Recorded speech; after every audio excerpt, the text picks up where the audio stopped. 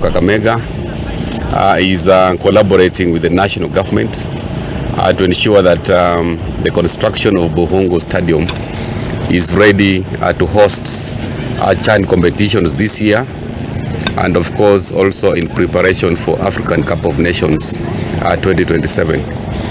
So the officials from the Ministry of Sports have come this morning with our technical teams to inspect the stadium so that we can see the areas which the national government can also partner with us in order to at least make this stadium ready for hosting CHAN.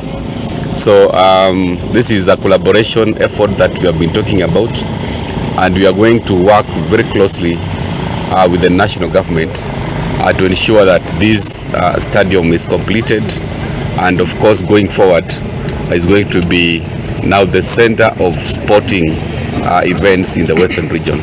So karibu. We are delighted to be in Kakamega, Kakamega town, Kakamega county, and to be standing in what I consider to be a shrine or a cathedral of football. That is what Bukhungu Stadium is. Bukhungu is a famous ground synonymous with the history of football in Kenya. This has been home to some of the greatest footballing talents ever seen in Kenya.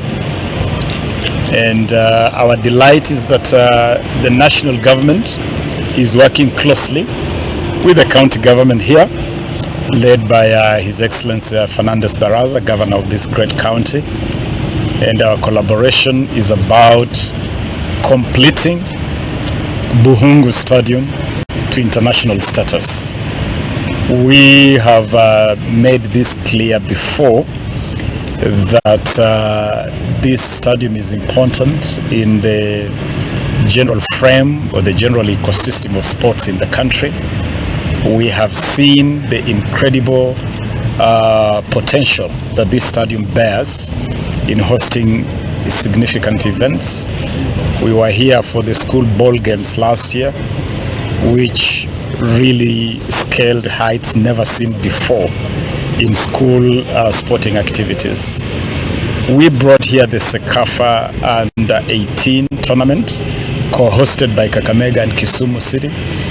And again, we saw a level of capability and potential not seen in many parts of this country. And therefore, Bukhungu Stadium and Kakamega as a county have proven that they have what it takes to be good hosts, fantastic hosts actually, for big events, big tournaments. I really want to applaud Governor Barasa and his government with the spirit they have adopted in the leadership of this county, of recognizing that the Constitution expects national and county governments to work together in the service of the people. And that is exactly what we are doing, to work together, to collaborate, to serve the people of Kakamega County alongside the people of Kenya. It would be remiss of me if I did not acknowledge the people of Kakamega and the passion they bring to football and sports generally.